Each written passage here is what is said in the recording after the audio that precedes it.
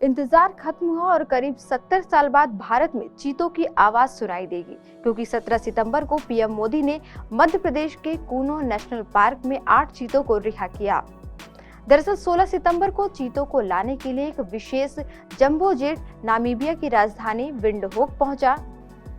Namibia से यह विमान 16 घंटे की उड़ान भरकर 17 सितंबर को भारत पहुंचा। विमान को चीतों के लिए विशेष रूप से तैयार किया गया ताकि उसमें पिंजड़ों को आसानी से रखा जा सके। विशेष विमान में वेटनरी डॉक्टरों की टीम भी मौजूद रही। भारत में 70 साल बाद चीतों की प्रजाति आबाद होगी, लेकिन क्या भारत में चीते नहीं थे? इतने विशाल देश भारत में क्यों दूसरे देश से चीते लाने की जरूरत पड़ी? और चीते ही क्यों, वो इतने महत्वपूर्ण क्यों हैं? आइए जानते हैं विस्तार से। उससे पहले जान लेते हैं लाए गए चीतों को आम आदमी कब देख सकेंगे। केंद्रीय पर्यावरण, वन एवं जलवायु परिवर्तन मंत्री ने बताया कि कूनो नेशनल पार्क में चीतों को रखने के लिए 6 बाड़े पहले ही तैयार कर लिए गए हैं। पहले चरण में इन सभी चीतों को 1 महीने के लिए यहीं क्वारंटीन रखा जाएगा।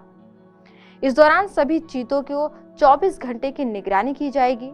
सभी 8 चीतों में रेडियो कॉलर लगाए गए हैं, जिनसे इनकी मॉनिटरिंग होती रहेगी। दूसरे चरण में सभी को 1 वर्ग किलोमीटर के बाड़े में छोड़ा जाएगा। 2 महीने के बाद आम लोग इन सभी चीतों को देख पाएंगे। उन्होंने बताया कि चीतों की वापसी एक ऐतिहासिक कदम है। इससे पर्यावरण संतुलन को कायम रखने में आसानी तो होगी ही, साथ ही स्थानीय लोगों में खुशहाली का संचार होगा। प्राकृतिक संपदाओं से भरपूर कूनो नेशनल पार्क में विभिन्न प्रकार के 174 पक्षियों की प्रजातियां मौजूद हैं। वहीं सैकड़ों प्रजातियां वन्य जीवों की हैं। पक्षियों की 12 प्रजातियां तो दुर्लभ श्रेणी में मानी गई हैं।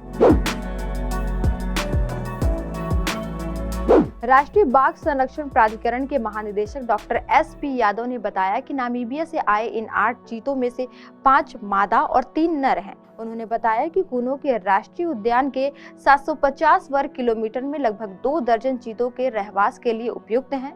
उसमें उसके अतिरिक्त करीब 3000 वर्ग किलोमीटर वन क्षेत्र 2 जिलों श्योपुर और शिवपुरी में चीतों के स्वच्छंद वितरण के लिए उपयुक्त हैं। अब जान लेते हैं कि किस योजना के तहत चीतों को लाया जा रहा है। दरअसल केंद्रीय पर्यावरण और वन मंत्रालय के निर्देश पर वर्ष 2010 में भारतीय वन्य जीव संस्थान यानी वाइल्ड लाइफ इंस्टीट्यूट ने भारत में चीता पुनर्स्थापना के लिए संभावित क्षेत्रों का सर्वेक्षण किया, जिसमें 10 स्थलों के सर्वेक्षण में मध्य प्रदेश के कूनो पालपुर अभ्यारण्य, जो वर्तमान में कूनो राष्ट्रीय उद्यान है, को सर्वाधिक उपयुक्त पाया गया। इसके बाद चीतों को भारत में फिर से बसाने की पहल शुरू हुई। इसी क्रम में सुप्रीम कोर्ट की तरफ से साल 2020 में प्रोजेक्ट चीता को पायलट प्रोग्राम के तौर पर मंजूरी मिली। इसके बाद भारत और नामीबिया के बीच चीतों के संरक्षण को लेकर MOU साइन हुए। लेकिन क्या भारत में कभी चीते थे ही नहीं? ऐसा नहीं है।